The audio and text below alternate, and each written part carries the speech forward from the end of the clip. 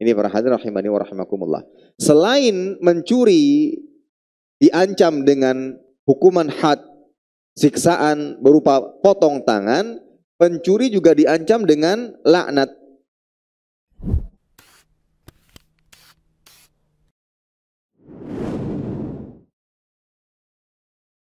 Assalamualaikum warahmatullahi wabarakatuh. Innal hamdalillah nahmaduhu wa nasta'inuhu wa nastaghfiruhu wa nastahdihi wa natubu ilaih wa na'udzu billahi min shururi anfusina wa sayyiati a'malina may yahdihillahu fala mudilla lahu wa may yudlilhu fala hadiya lahu. Asyhadu an la ilaha illallah wahdahu la syarika lah wa asyhadu anna Muhammadan abduhu wa rasuluhu la nabiyya wa la rasula ba'dah. Qala Allah azza wa jalla ya ayyuhalladzina amanu ittaqullaha haqqa tuqatih wa la tamutunna illa wa antum muslimun. Ya ayuhan nasu ittaqu rabbakum alladhi khalaqakum min nafsin wahidah wa khalaqa minha zawjaha wa batha minhuma rijalan katsiran wa nisaa'a wattaqullaha alladhi tasaaluna bihi wal arham innallaha kana 'alaykum raqiba. Ya ayyuhalladzina amanu ittaqullaha wa qulu qawlan sadida يصلح لكم أعمالكم ويغفر لكم ذنوبكم ومن يطع الله ورسوله فقد فاز فوزا عظيما أما بعد فإن أصدق الحديث كتاب الله وخير الهدي هدي محمد صلى الله عليه وسلم وشر الأمور محدثاتها فإن كل محدثات في الدين بدعة وكل بدعة ضلالة وكل ضلالة في النار عياذا بالله من النار. Para hadirin sekalian, Bapak Ibu, saudara-saudari kaum muslimin dan muslimat rahimani wa rahimakumullahu taala. Alhamdulillah senantiasa kita panjatkan rasa syukur kita kepada Allah Jalla wa Ala atas segala limpah nikmat yang Allah berikan kepada kita. Salawat dan salam senantiasa kita haturkan kepada Nabi kita yang mulia, Nabi Muhammad sallallahu alaihi wasallam beserta kerabat beliau, para sahabat dan orang-orang yang senantiasa terus-menerus berada di jalannya sampai hari kiamat kelak. Para hadirin sekalian, Bapak Ibu, saudara-saudari kaum muslimin dan muslimat rahimani wa rahimakumullah. Kembali melanjutkan pembahasan kitab Muharramat istahana biha katsirun minan nas. Dosa-dosa atau apa saja yang Allah Ta'ala haramkan yang banyak diremehkan oleh manusia. Dan pada pertemuan kali ini kita akan membahas salah satu dosa yang banyak diremehkan, yaitu dosa mencuri. Atau dalam bahasa Arabnya adalah as-sariqah. Baik. Para hadirin rahimani wa rahimakumullah.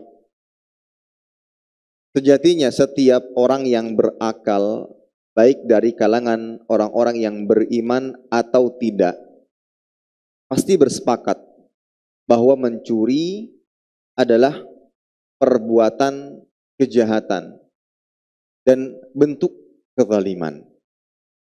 Oleh karena itu Islam menetapkan adanya larangan serta keharaman mencuri harta orang lain.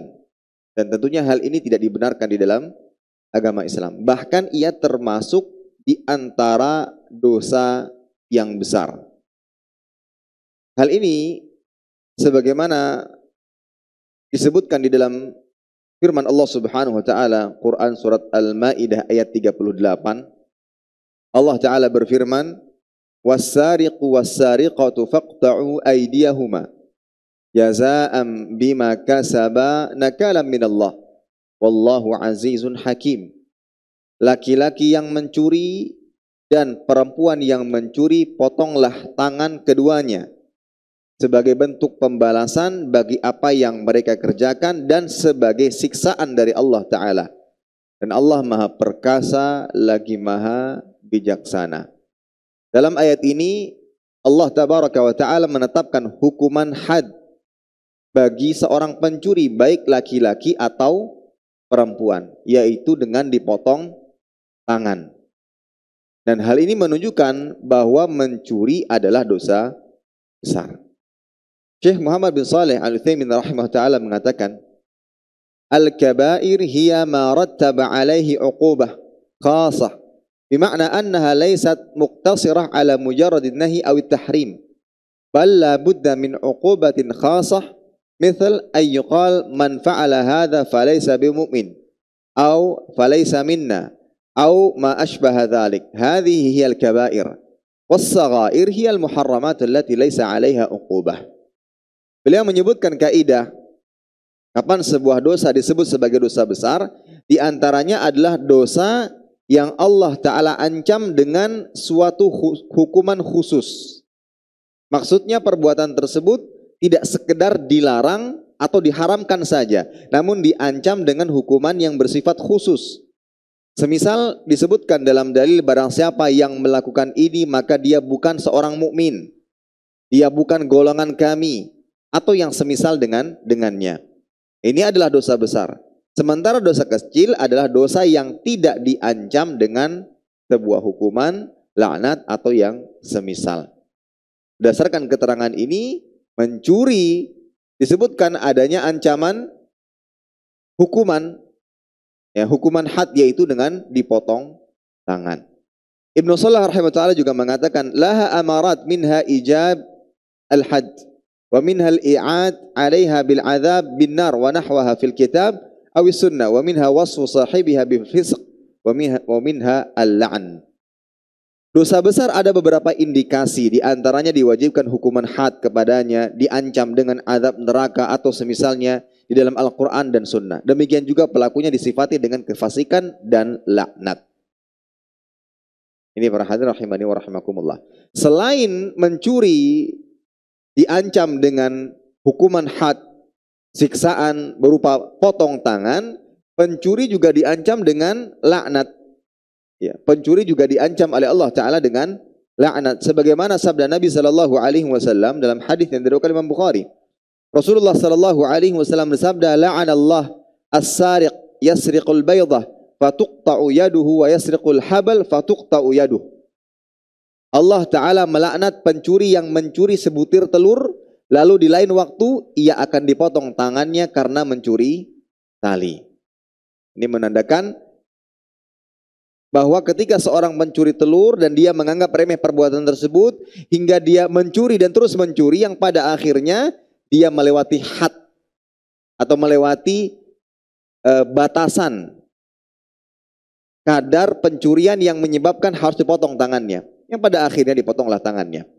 Syekh Muhammad bin Shalih Al-Utsaimin menjelaskan, ayyuradu bidzalika anna hadha as-sariq qad yasriqul baydah fatahawwana as-sariqa fi nafsihi thumma yasriqu ma yablughu an-nisab fayuqta.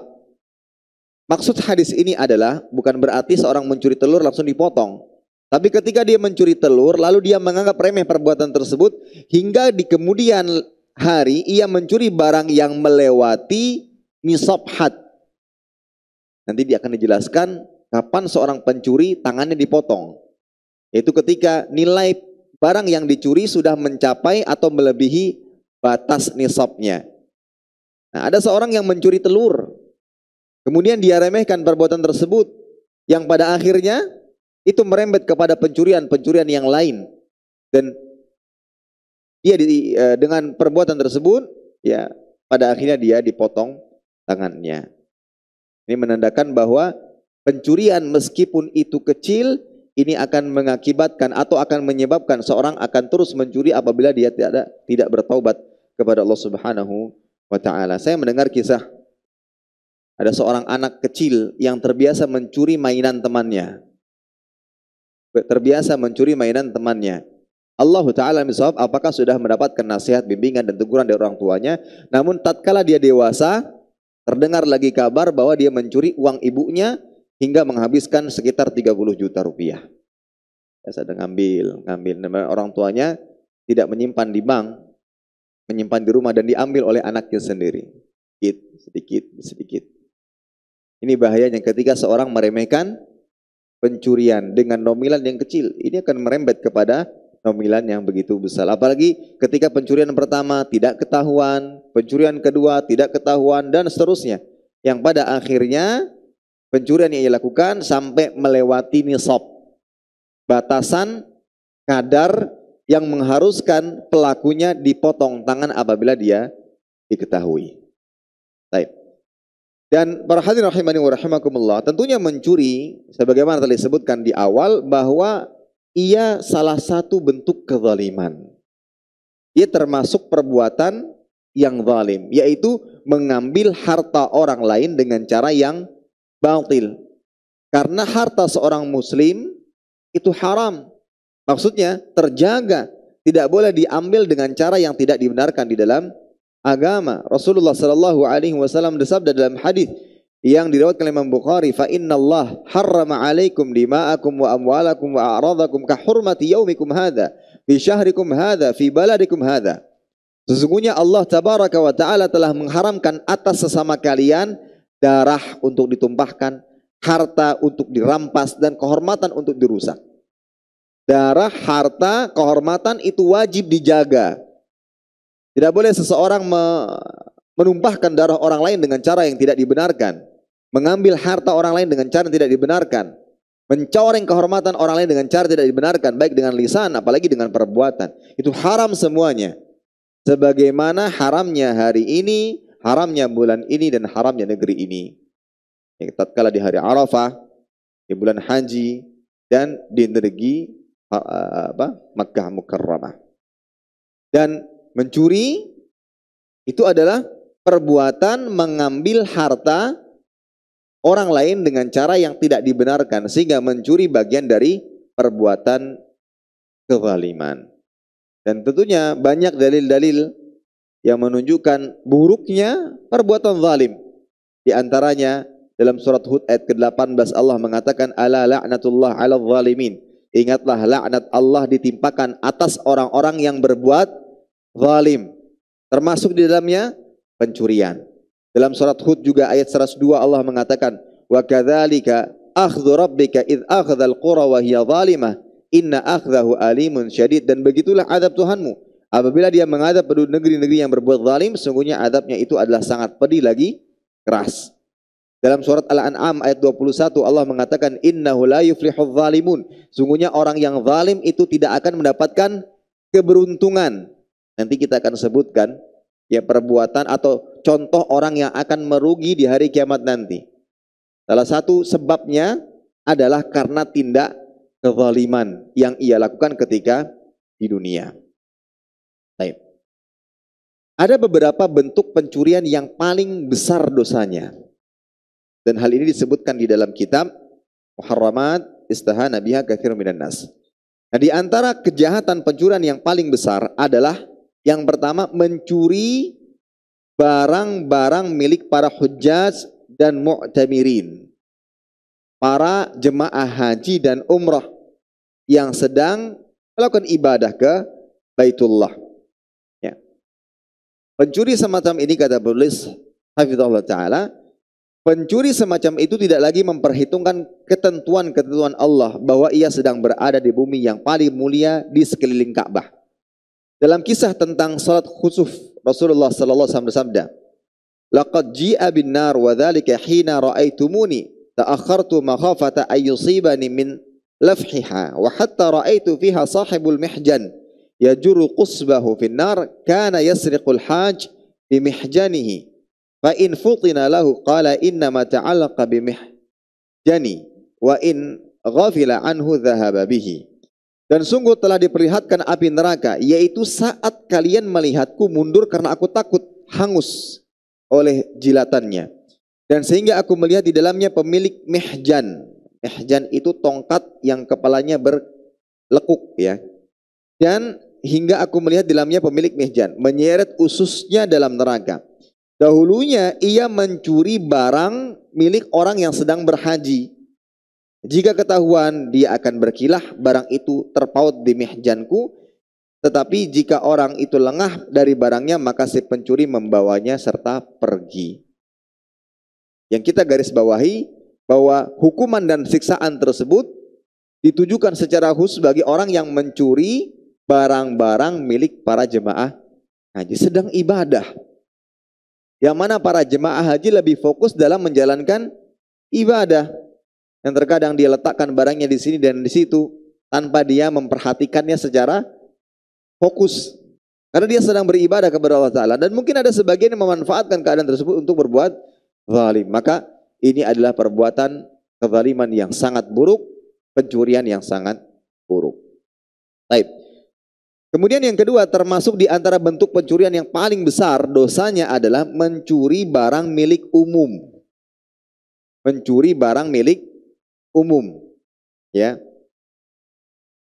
Ya misalnya ya ketika seseorang bekerja di pemerintahan, kemudian dia mengambil barang-barang milik pemerintahan, yang mana harta pemerintah itu adalah harta bersama, harta umum, bukan milik individu seseorang, tapi itu adalah harta bersama yang manfaat di balik harta tersebut kembali kepada seluruh masyarakat. Maka di antara bentuk pencurian yang besar dosanya adalah pencurian milik umum. Ini para hadirin rahimani wa rahimakumullahu ta'ala. Baik, sekarang kita membahas hukum had bagi pencuri. Berdasarkan surat Al-Maidah ayat 38, diketahui bahwa hukuman had ya bagi pencuri adalah dipotong tangan. Hukuman had bagi pencuri adalah dipotong tangan. Hukuman had itu adalah hukuman yang ditetapkan oleh syariat Islam atas perbuatan-perbuatan yang terlarang. Jadi hukuman had itu adalah sebuah hukuman yang ditetapkan. Yang menetapkannya adalah syariat. Kenapa potong tangan? Karena syariat yang menetapkan. Dan tidak semua dosa dipotong tangannya. Atau tidak semua bentuk pencurian dipotong tangannya. Nanti kita akan sebutkan ketentuan-ketentuan pencuri yang akan dipotong tangannya berdasarkan hukuman yang ditetapkan oleh Islam. Baik. Jadi berdasarkan surat Al-Maidah ayat 38 diketahui bahwa hukuman had bagi pencuri adalah dipotong tangannya. Dan juga berdasarkan hadis dari Aisyah radhiyallahu taala anha, beliau berkata, "Anna Quraisyan ahammahum sya'nul mar'ah al-makhzumiyah allati saraqat fi ahdi an-Nabi sallallahu alaihi wasallam fi ghazwatil Fath." Orang-orang Quraisy pernah digemparkan oleh kasus seorang wanita dari Bani Mahzum yang mencuri di masa Rasulullah sallallahu alaihi wasallam ketika masa perang Al-Fath. Dan wanita ini memiliki kedudukan lah, dan dia melakukan pencurian. Lalu mereka berkata, "Man yukallimu fiha Rasulullah sallallahu alaihi wasallam?" Siapa yang berani ya atau yang bisa berbicara dengan Rasul sallallahu alaihi wasallam tentang hal tersebut? Faqalu wa may yajtari alaihi illa Usama ibn Zaid. Tidak ada yang berani menyampaikan berita ini, kasus ini kepada Nabi sallallahu alaihi wasallam kecuali Usama bin Zaid, karena beliau adalah hibbu Rasulullah sallallahu alaihi wasallam. Usama bin Zaid merupakan orang yang dicintai oleh Rasul sallallahu alaihi wasallam. Maka kasus tersebut disampaikan kepada Rasul sallallahu alaihi wasallam. Fatalawwada wajhu Rasulillah sallallahu alaihi wasallam. Maka wajah Nabi sallallahu alaihi wasallam, rautnya bahkan warna wajahnya berubah, menandakan bahwa beliau marah. Lantas beliau mengatakan, "Atashfa'u fi haddin min hududillah?" Apakah kalian hendak memberi syafaat, pertolongan terhadap seseorang yang dihukum dengan hukuman Allah? Seseorang ini berhak mendapat hukuman Allah, kemudian kalian memberikan syafaat kepadanya agar dia tidak mendapatkan hukuman tersebut? Ya. Maka Usama berkata, "Istaghfirli ya Rasulullah." Mohonkanlah ampun atau mohonkan aku ampunan wahai Rasul sallallahu alaihi wasallam. Kemudian falamma kana al-'ashi qama Rasulullah sallallahu alaihi wasallam fakhtatab. Ketika datang waktu sore hari, maka Nabi sallallahu alaihi wasallam berdiri seraya berkhutbah. Jadi khutbahnya Nabi sallallahu alaihi wasallam bukan hanya sekedar di khutbah Jumat. Kadang Nabi sallallahu alaihi wasallam setelah selesai salat berdiri untuk berkhutbah tatkala ingin menyampaikan hal-hal yang penting. Beliau memuji Allah Ta'ala dengan pujian-pujian yang layak baginya, kemudian mengatakan, "Amma ba'du." Adapun setelahnya, beliau mengatakan, "Fa inna ma ahlakal ladzina man qablakum annahum kanu idza sariqa fihimul syarif tarakuhu wa idza sariqa fihimud dha'if aqamu alaihi al-had." Ya. annahum kanu idza saraqa fihim syarif tarakuhu wa idza saraqa fihim dhaif aqamu alaihimul had. Apabila salah seorang yang mulia di antara mereka mencuri, ya, sungguh orang-orang sebelum kalian binasa, yaitu ketika ada orang yang mulia di antara mereka yang mencuri, mereka meninggalkannya, memberikan syafaat kepadanya agar tidak terkena hukuman had. Wa idza saraqa fihim dhaif, adapun ketika ada orang yang lemah yang mencuri, aqamu alaihil had, ditegakkan had kepadanya, bahkan disertai dengan kebencian-kebencian, direndahkan dan seterusnya. Walladzi nafsi biyadi wa inni walladzi nafsi biyadi, adapun aku demi zat yang jiwaku berada di tangannya, lau anna Fatimah binta Muhammad, kalau seandainya Fatimah bintu Muhammad sarakat, mencuri, laqata'tu yadaha, saya aku akan potong tangannya. Fatimah, tidak ada belas kasih ketika seorang pelaku mencuri, dan berdasarkan ketentuan syariat Islam, pencurian yang dilakukan mengharuskan harus dipotong tangan, maka ditegakkanlah keadilan. Tsumma amara bitilkal mar'ah allati sarakat faqutiyat yaduha. Kemudian Nabi sallallahu alaihi wasallam memerintahkan untuk didatangkan wanita tadi, maka dipotonglah tangannya. Para hadirin rahimani wa rahimakumullah. Kemudian Aisyah mengatakan, fahasunat taubatuha ba'd wa tazawwajat wa kana ta'tini ba'da dzalik fa arfa'u hajataha ila Rasulillah sallallahu alaihi wasallam. Kemudian Aisyah mengatakan, wanita tadi setelah ditegakkan hukuman had, dia betul-betul bertaubat lalu menikah.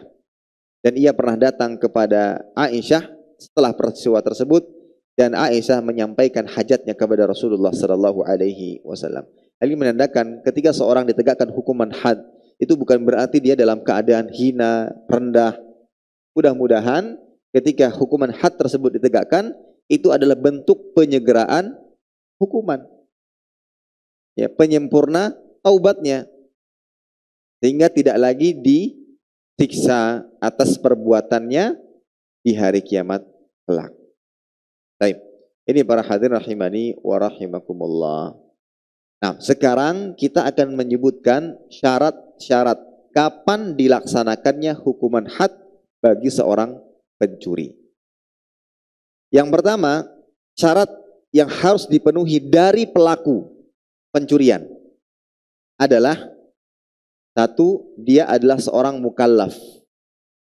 Mukallaf yang telah dibebani oleh syariat dan memiliki niat untuk mencuri dan tidak dalam keadaan terpaksa. Dia seorang mukallaf, ada niat untuk mencuri dan tidak dalam keadaan terpaksa. Tidak dalam keadaan terpaksa. Baik. Kemudian yang kedua, yang pertama adalah seorang mukallaf, mungkin bisa dibagi saja. Yang pertama seorang mukallaf, kemudian yang kedua tidak terpaksa, gitu. Dalam arti bukan orang yang dipaksa untuk mencuri oleh orang lain. Karena kamu mencuri, kalau tidak saya bunuh, kalau tidak saya hancurkan keluargamu. Itu dalam keadaan terpaksa. Jadi syarat pertama dia mukallaf, telah dibebani oleh syariat, berakal, balik. Yang kedua tidak terpaksa. Yang ketiga, tidak didapati adanya hubungan kekerabatan antara dirinya dan orang yang dicuri hartanya. Maksudnya adalah, contoh, ketika orang tua, dalam hal ini ayah, mengambil harta milik anaknya, apakah perbuatan ini mengharuskan orang tua dipotong tangannya? Maka jawabannya tidak. Anta wa malu kali abika. Kamu dan hartamu milik ayahmu. Yang berdasarkan keterangan hadis tersebut, maka ketika ada hubungan kekerabatan seperti ini, tidak menjadikan seorang tersebut dipotong tangannya. Kemudian yang keempat, syaratnya tidak ada syubhat dalam melakukan pencurian. Atau tidak ada keadaan-keadaan yang memaksanya untuk melakukan pencurian. Misal, dalam keadaan sangat lapar, sangat membutuhkan harta, anak dalam keadaan sakit parah atau istri dalam keadaan sakit yang sangat parah. Dan ternyata di antara orang-orang yang di sekitarnya atau mungkin kerabatnya tidak mempedulikan keadaannya, sehingga mau tidak mau dalam keadaan terpaksa dia mencuri.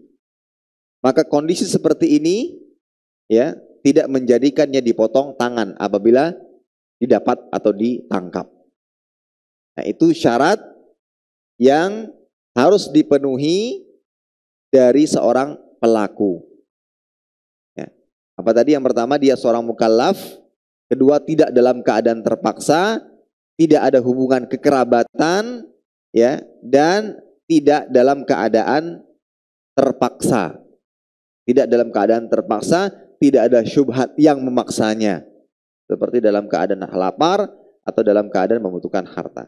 Apabila dia seorang mukallaf, ya, dalam keadaan terpaksa, ada hubungan kekerabatan antara dirinya dengan harta, dengan orang yang dicuri hartanya, maka tidak dipotong tangannya. Itu. Baik. Ini yang berkaitan dengan pelaku. Sekarang syarat yang berkaitan dengan kriteria harta yang dicuri. Yang pertama adalah atau berkaitan dengan kriteria pencurian, ya. Kriteria pencurian. Yang pertama, pencurian dilakukan dari tempat atau penyimpanan yang terjaga. Ya, kriterianya barang yang diambil itu adalah barang yang memang disimpan rapi, terjaga, dikunci dalam lemari atau yang semisalnya. Sehingga kalau seandainya ada seseorang yang mengambil barang yang tergeletak, maka pencurian seperti ini tidak menyebabkan tangannya dipotong. Nah, gitu. Yang menentukan di sini adalah seorang hakim nantinya. Jadi pencurian yang menyebabkan pencurinya dipotong tangannya, yang pertama adalah pencurian itu dilakukan dari tempat atau penyimpanan yang terjaga. Ya, di dalam koper, berangkas, lemari. Memang pemilik harta betul-betul menjaganya sehingga dia kunci di tempat-tempat tersebut. Kemudian datang pencuri, mencongkelnya, membongkarnya. Maka jenis pencurian seperti inilah yang menjadikan pelakunya ditegakkan hukuman had berupa dipotong tangan. Baik.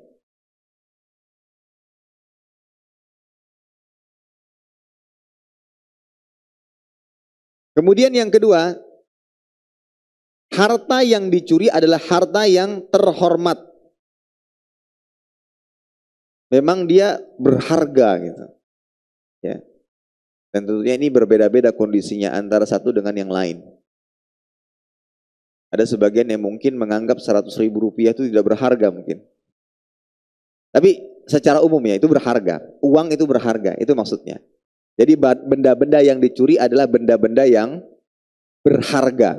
Secara umum orang-orang pasti akan menganggapnya sesuatu yang berharga dan bernilai. Kemudian yang ketiga, barang yang dicuri mencapai nisabnya ketika diambil dari tempatnya. Jadi ketiga syarat ini harus terpenuhi yang menjadikan pencuri atau pelakunya dipotong tangannya. Berapa nisab atau batas minimal dalam masalah pencurian yang menyebabkan pelakunya dipotong tangannya? Batasannya adalah ketika mencapai 3 dirham atau 1/4 dinar atau yang senilai dengan salah satu dari keduanya. 3 dirham atau 1/4 dinar. Ya, 3 dirham atau 1/4 dinar. Sebagaimana sabda Nabi sallallahu alaihi wasallam, la tuqta'u yadu sariq illa fi rubu'i dinar fasa'idan. Pencuri tidak dipotong tangannya kecuali barang yang dicuri senilai dengan 1/4 dinar atau lebih. Hadis ini dikeluarkan oleh Imam Bukhari dan Muslim. Ya. Sementara dalil yang menunjukkan bahwa barang yang dicuri harus tersimpan dengan rapi, terjaga, adalah sabda Nabi sallallahu alaihi wasallam, la tuqta'ul yadu La tuqta'ul yad fi tamrin mu'allaq. Tidak dipotong tangan pencuri bila mencuri kurma yang tergantung. Ya, kurma-kurmanya digantung, nggak dijaga dengan baik. Tidak disimpan dalam sebuah kotak atau dalam tempat penyimpanan. Tergantung, tergeletak begitu saja. Kemudian ada yang mengambilnya. Nah, kalau secara bahasa kita itu pencurian. Tapi apakah pencurian seperti ini menyebabkan tangan dipotong? Maka jawabannya tidak. Ya, jadi ada 2 atau ada 3. Yang pertama, barangnya disimpan di tempat penyimpanan yang terjaga.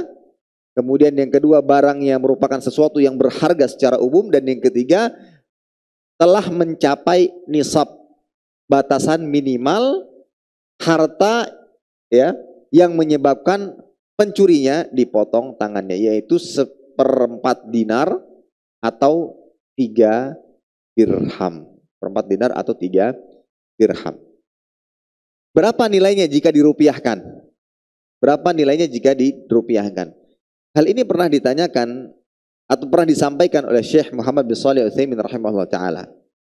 Beliau mengatakan, jumlah 1/4 dinar yang dimaksud pada zaman sekarang itu sangat sedikit. Ya. Beliau kemudian bertanya kepada seorang pemilik emas, kira-kira berapa ukuran ya mithqal atau dinar dalam Islam dari emas? Kan 1/4 dinar tadi ya. 1/4 dinar itu semisal atau sebesar mithqal. Mithqal itu dinar dalam Islam. Maka pemilik emas tadi mengatakan sekitar 20 real. Sekitar 20 real. Dan 1 real untuk saat ini kisaran 4.000 rupiah. 4.000-an rupiah. Silahkan dikali 4 kali 2. Kecil sekali kan? Kecil sekali. 4 kali 20. 80 ribu. Kecil. Nah, ketika seseorang mencuri dan mencapai batas minimal tersebut atau bahkan lebih, secara hukum Islam harus ditegakkan hukuman had, yaitu dipotong tangannya. Ini para hadirin rahimani wa rahimakumullah. Dan seseorang atau seorang pencuri dibuktikan dengan bentuk pencuriannya dengan pengakuan atau saksi, ya, saksi. Dalam hal ini adalah saksi seorang laki-laki.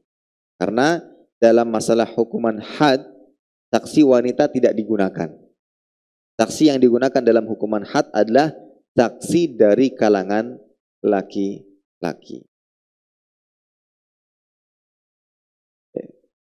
Jadi 2 orang saksi menyatakan bahwa si fulan telah melakukan pencurian, mengambil harta milik orang lain dengan cara yang tidak dibenarkan.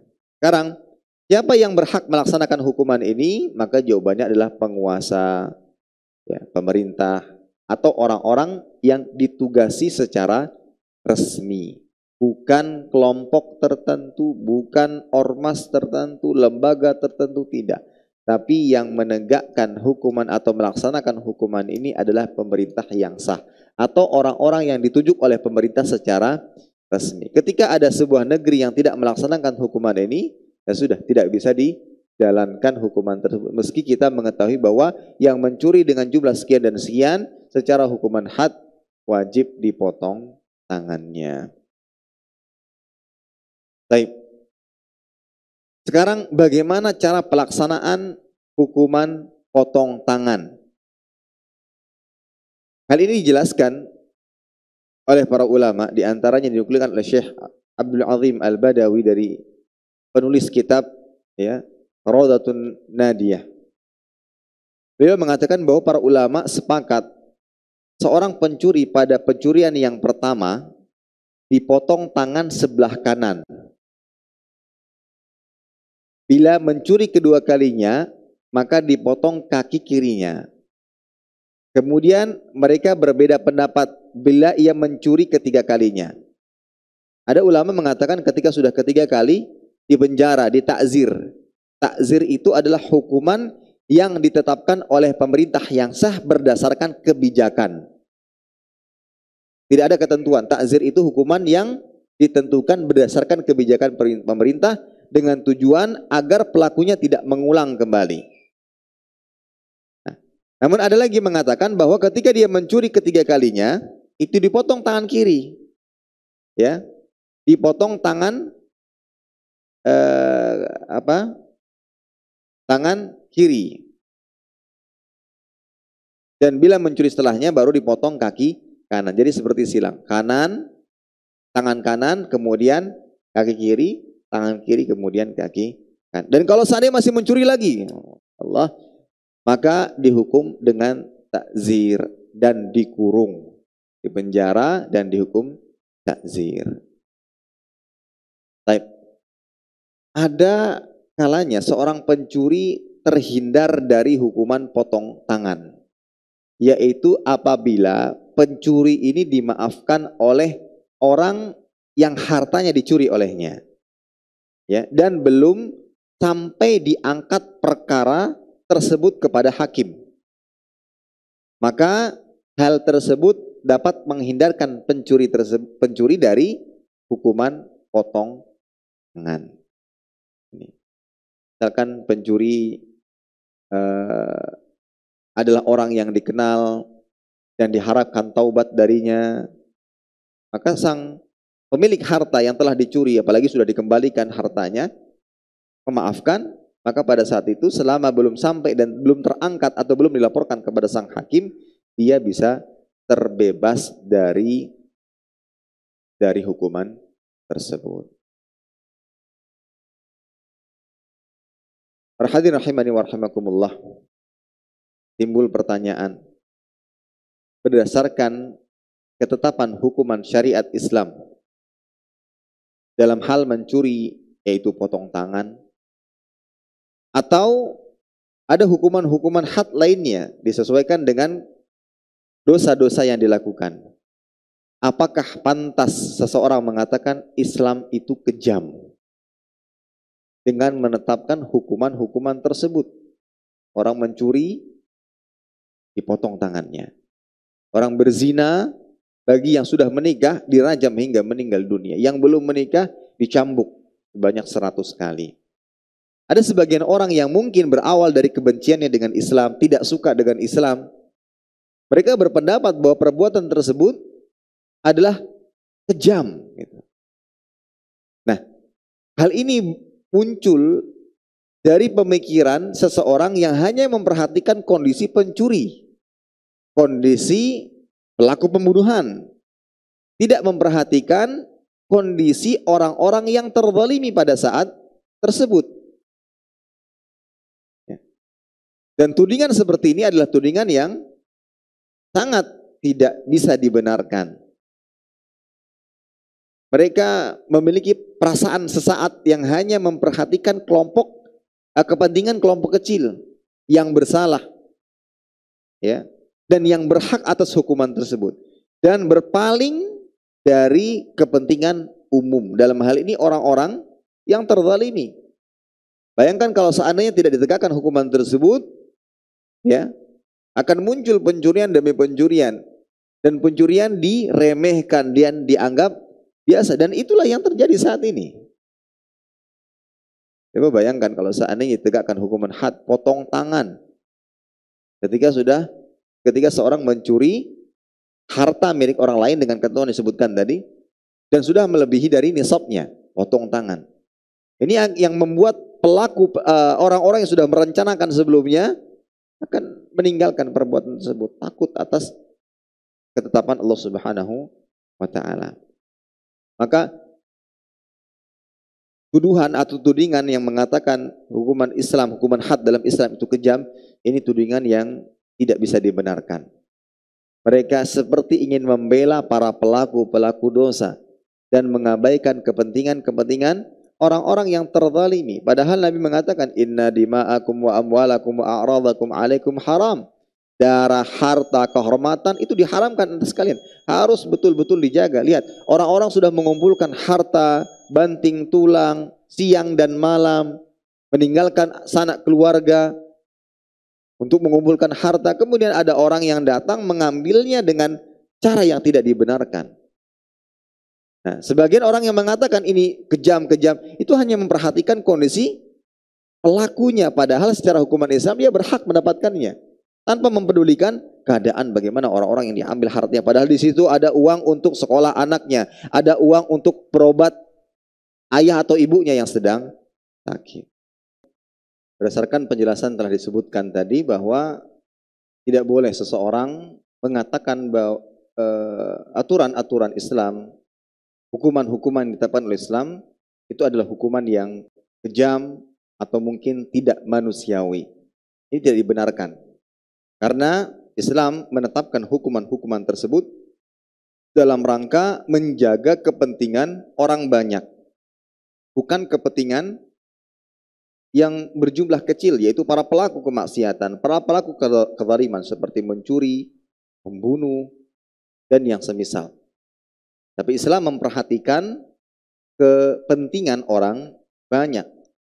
Dan hukuman ini ya membuat jera pelakunya dan juga orang-orang yang menyaksikannya dan ingin melakukannya.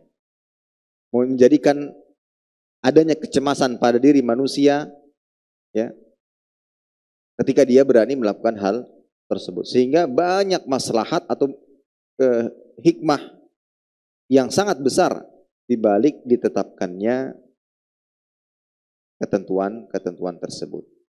Baik, ketika ada yang bertanya, Ustadz, setimpalkah hukuman potong tangan dengan barang yang dicuri? Kalau kita lihat antara batasan minimal harta yang menjadikan pelakunya dipotong tangannya dengan tangannya itu sendiri, secara akal memang tidak setimpal, tidak senilai. Ya. Sekarang kalau ada yang jual tangan dan tangan yang telah terpotong tadi bisa dipasang-pasang, bisa diperjualbelikan, harganya mungkin tidak murah. Apalagi batasan nisabnya tadi minimalnya hanya Rp80.000 kalau dirupiahkan. Atau 1/4 dinar. Maka hal ini terangkan oleh Ibnul Jauzi. Beliau mengatakan ketika tangan tersebut dapat dijaga dengan baik, dimanfaatkan untuk hal-hal yang bermanfaat, maka tangan seorang manusia sangat-sangat berharga dan tidak bisa dinilai dengan uang. Siapa yang berani atau mau menjual tangannya? Tidak ada yang mau, karena sangat-sangat berharga. Tetapi ketika tangan tersebut digunakan untuk perbuatan yang diharamkan, khianat, tindak kezaliman, dalam hal ini adalah mencuri, maka tangan tersebut menjadi murah nilainya. Maka dengan penjelasan di atas, jadilah setimpal ya, antara hukuman dengan harta yang diambil. Nah di sini para hadirin rahimani wa rahimakumullah, pelajaran yang bisa kita ambil bahwa ketika kita mendapati ayat ataupun dalil atau syariat yang ditetapkan dalam agama Islam, yang mungkin ketika dikait-kaitkan dengan akal manusia itu tidak bisa masuk akal, akal kitalah yang berusaha untuk memahaminya. Bukan syariat ini yang perlu diubah atau diganti atau bahkan ditolak. Disebabkan karena tidak sesuai dengan akal manusia. Sebagaimana diterangkan oleh Ibnu Jauzi tadi. Memang secara akal tidak sama antara harta yang bernilai kecil tadi dengan tangan manusia yang dipotong, tangan kanan lagi. Ya. Jauh sekali nilainya. Nah, kalau seandainya kita berpikir secara akal manusiawi saja, maka mungkin syariat ini tidak akan diterima. Tapi tidak seperti itu cara yang dilakukan oleh para sahabat, para salafus saleh dalam memahami Al-Quran dan Sunnah Nabi Sallallahu Alaihi Wasallam. Akal kitalah yang berusaha untuk memahaminya. Nah, itulah yang dijelaskan oleh Imam Ibnu Jauzi rahimahullah taala bahwa ketika tangan digunakan dengan benar, maka dia adalah anggota tubuh yang sangat berharga. Namun ketika dia berkhianat, maka nilainya akan menjadi murah. Baik. pertanyaan yang lain adalah, apakah bisa disamakan korupsi, perampasan, pencopetan dengan pencurian yang bisa menyebabkan pelakunya dipotong tangannya? Kalau dilihat dari syarat-syarat pencuri yang dipotong tangannya tadi. Apa tadi syaratnya? Pencurian terjadi atau pencurian dari tempat penyimpanan yang terjaga. Kemudian nilainya mencapai nisab, yaitu 1/4 dinar atau senilai dengan 20 real. Nah sekarang jenis pencuriannya adalah rampasan, pencopetan, atau mungkin korupsi. Nah berdasarkan penjelasan di atas, apakah koruptor, pencopet, rampok, ketika didapati dan diketahui bahwa mereka adalah pelakunya, juga ditegakkan hukum potong tangan atau tidak? Maka jawabannya tidak. Karena contoh koruptor, ketika dia menggelapkan dana pemerintah, dana negara, apakah pada saat itu dia mengambil harta yang sedang tersimpan di tempat lain atau yang sedang dipegang oleh orang lain? Maka jawabannya tidak. Karena harta tersebut ada di genggamannya. Kemudian dia gelapkan dan dia gunakan untuk pribadinya atau untuk kesenangan dirinya. Sehingga berdasarkan penjelasan yang telah disebutkan, syarat-syarat terkait kapan pencurian itu menyebabkan pelakunya dipotong tangan, berdasarkan keterangan tersebut, maka koruptor tidaklah dihukum dengan potong tangan.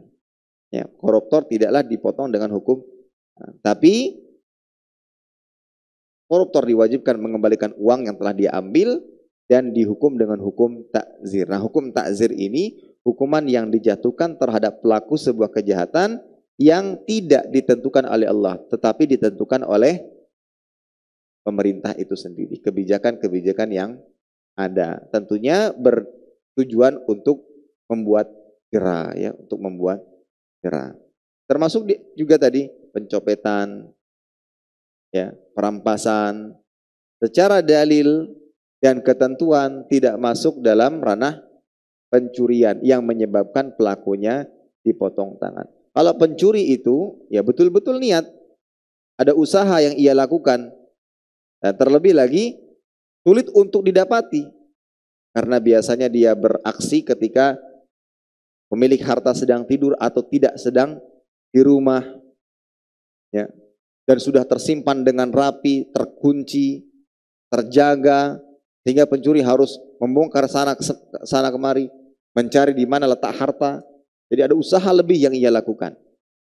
Maka dengan sebab itu pelakunya dipotong tangannya. Dan ini para hadirin rahimani wa rahimakumullah. Yang jelas seorang hamba yang beriman ketika berhadapan dengan syariat Islam tidak ada pilihan lain melainkan sami'na wa ta'na. Hati selalu meyakini bahwa syariat Islam selalu mendatangkan kebaikan. Meskipun dipandang oleh akal manusia yang sangat terbatas itu tidak baik, itu buruk. Salah satu contohnya adalah hukuman had. Ya. Namun kita sebagai seorang yang beriman harus selalu meyakini bahwa apa saja yang Allah Ta'ala tetapkan dan apa saja yang ditetapkan oleh Nabi Shallallahu Alaihi Wasallam selalu mendatangkan kebaikan meski dibenci oleh nafsu dan jiwa kita. Allah Ta'ala mengatakan wa asa an taqrahu syai'an wa huwa khairul lakum wa asa an tuhibbu syai'an wa huwa syarrul lakum wallahu ya'lam wa antum la ta'lamun. Boleh jadi jika kamu membenci sesuatu, ya, padahal itu amat baik bagimu. Dan boleh jadi kamu menyukai sesuatu padahal itu amat buruk bagimu. Allah Ta'ala yang lebih mengetahui apa yang terbaik bagi kita dibandingkan diri kita sendiri. Karena manusia selalu diliputi oleh nafsu, keinginan yang terkadang itu membutakan dirinya dari hal-hal yang lebih dibutuhkan oleh dirinya. Namun tidak bagi Allah Ta'ala. Allah yang lebih faham dan lebih mengetahui apa yang kita butuhkan. Sehingga semestinya ketika seorang berdoa banyak-banyak meminta kepada Allah Ta'ala, kemudian permintaan tersebut tidak digabulkan tapi diganti dengan yang lain, semestinya seorang hamba harus lebih berbahagia. Bahkan sering-sering demikian. Ya, yang diharapkan sering-sering demikian. Kenapa? Allah Ta'ala menggantinya dengan sesuatu yang lebih baik, dan Allah lebih tahu yang terbaik bagi diri kita dibandingkan diri kita sendiri. Ya. Harusnya kita bahagia. Misalkan seorang anak ingin beli sesuatu, contohnya sepatu. Habis saya mau beli sepatu ini, ternyata tidak dibelikan sepatu merek tersebut, tapi dibelikan merek yang lain yang lebih bagus, yang lebih kuat misalkan. Karena seorang ayah atau orang tua lebih mengerti apa yang dibutuhkan oleh anaknya. Nah, seperti itu. Maka sama halnya dengan diri kita kepada Allah Subhanahu wa Ta'ala. Jangan membenci apa yang ditetapkan Allah Subhanahu wa Ta'ala. Bisa jadi apa yang tidak kita sukai malah justru lebih baik bagi kita, dan bisa jadi apa yang kita sukai justru malah buruk bagi kita. Rahimani wa rahimakumullah. Yang jelas, yang berkaitan dengan harta hasil pencurian itu tentunya haram, dan Nabi SAW mengatakan kullu lahmin nabata min suhtin fannar aula bih, setiap daging yang tumbuh dari murka, ya, atau dari harta yang haram, maka api neraka lebih layak baginya. Makna suhud dijelaskan oleh para ulama dalam hal ini dalam kitab Lisanul Arab, kullu haramin qabih dzikr. Suhud adalah semua yang haram buruk untuk disebutkan, itu suhud. Termasuk diantaranya adalah harta pencurian. Bagaimana cara bertaubat dari mencuri? Maka yang pertama harus dikembalikan barang curiannya. Ibnu Qayyim mengatakan man qabadha ma laysa lahu qabduhu syar'an thumma arada at-takhallus minhu fa in kana al-maqbud qad ukhidha bighairi dha sahibihi wa lastawfa iwadahu raddahu alaih. Fa in ta'adzara radduhu alaih qadha bihi daynan ya'lamuhu alaih. Fa in ta'adzara dhalik raddahu ila warathatihi. Fa in ta'adzara dhalika tasaddaqa bihi an. Fa in ikhtara sahibul haqq thawabahu yawmal qiyamah kana lah. Wa in aba illa ay ya'khudha min hasanatil qabid istawfa minhu nadhira malihi wa kana thawabus sadaqah lil mutasaddiq biha. Orang yang mengambil barang orang lain tanpa dibenarkan oleh syariat, kemudian dia ingin bertaubat, maka jika pemiliknya tidak ridha dan tidak mau menerima ganti rugi, barang tersebut wajib dikembalikan. Jika sudah tidak bisa dikembalikan, maka menjadi beban hutang yang wajib diberitahukan kepada pemiliknya. Jika tidak bisa ditunaikan kepada pemiliknya karena meninggal, maka wajib ditunaikan kepada ahli warisnya. Dan jika tidak bisa pula, maka disedekahkan atas nama pemiliknya. Siapa pemiliknya? Ya, pemilik harta yang dicuri. Dan hati-hati, pencurian termasuk tindak kezaliman yang pastinya di hari kiamat nanti akan diqisas bagi pelaku yang tidak bertaubat. Dan masuk di antara contoh-contoh yang disebutkan dalam hadis tentang orang yang merugi. Atadruna mal muflis? Tahukah kalian siapa yang merugi? Maka dijelaskan oleh Nabi SAW itu seorang yang datang pada hari kiamat dengan membawa banyak solat, pahala puasa, pahala zakat, tetapi dia mencela, menuduh berzina, mengambil harta dengan cara tidak dibenarkan, menumpahkan darah, memukul. Maka kebaikan-kebaikan yang selama di dunia telah dikumpulkan akan diambil, direnggut oleh orang-orang yang pernah ia zalimi. Ketika pahalanya habis, sementara keadilan belum juga ditegakkan atau belum selesai ditegakkan, maka keburukan-keburukan orang-orang yang terzalimi akan dikembalikan atau diberikan kepada orang yang menzaliminya. Untuk itu Nabi berpesan, "Man kanat lahu madlamatun li akhihi min irdhihi aw syai'in falyatahallalhu minhul yaum." Barang siapa yang mempunyai kezaliman kepada saudaranya, baik kehormatan atau sesuatu apapun, falyatahallalhu minhul yaum, maka segeralah minta halal. Minta halal pada hari ini, sebelum datangnya hari yang mana dinar dan dirham tidak bermanfaat. Maka pada hari ini, detik ini, ketika kita ingat pernah berkata-kata yang tidak baik, menyakiti perasaan orang lain, maka hendaklah segera meminta maaf. Maka di antara kebiasaan baik adalah setiap selesai dari sebuah majelis, kumpul, nongkrong, salinglah meminta maaf satu sama lain. Karena dikhawatirkan ada kata-kata yang tidak enak atau kata yang menyakiti perasaan yang lainnya. Wallahu ta'ala bishawab. Demikian yang bisa disampaikan, mudah-mudahan bermanfaat. Tapi di sini ada pertanyaan. Assalamualaikum Ustaz, apakah ghosab termasuk mencuri dan bagaimana hukum salat orang yang mengenakan pakaian hasil ghosab? Maka ghosab itu kan mengambil milik orang lain yang tergeletak seperti itu ya. Maka kalau dilihat dari keterangan yang telah dijelaskan, ghosab tidak termasuk mencuri. Mencuri tadi ketentuannya adalah mengambil barang yang tersimpan dengan rapi dan terjaga. Ya, mengambil barang yang tersimpan dengan rapi dan terjaga. Itu ketentuannya. Dan nilai barang yang diambil telah mencapai nisabnya. Maka kalau seandainya di luar daripada ketentuan tersebut, maka tidak termasuk mencuri yang berkonsekuensi pelakunya dipotong tangannya. Kemudian bagaimana hukum sholat orang yang mengenakan pakaian hasil ghasab? Di sini para ulama berbeda pendapat. Ada yang mengatakan tidak sah. Ya, contoh seorang sholat di atas sejadah hasil curian, tidak sah. Ada yang mengatakan sah sholatnya, tapi dia berdosa. Sah sholatnya, tapi dia berdosa. Dan satu hal sebagaimana pernah disampaikan, ketika jadi gini, jangan bergembira dengan amalan yang dinyatakan sah. Jangan dulu bergembira dengan amalan yang dinyatakan sah secara aturan Islam. Karena amalan yang sah belum tentu diterima. Dua hal yang berbeda antara amalan yang sah dan amalan yang diterima. Amalan yang diterima pasti sah. Tapi amalan yang sah belum tentu diterima oleh Allah Subhanahu wa Ta'ala. Untuk itulah tak seorang pun mengetahui apakah amalan diterima ataukah tidak. Makanya Umar bin Khattab mengatakan, jika seandainya satu sujud diterima oleh Allah Ta'ala dan itu dipastikan bahwa itu diterima, itu lebih beliau sukai dibandingkan dunia dan seisinya. Katakanlah sah. Tapi hati-hati. Anda sholat ya menggunakan pakaian atau sesuatu hasil ghasab atau pencurian. Meskipun secara aturan sholat, tata cara itu dinyatakan sah, namun belum tentu diterima.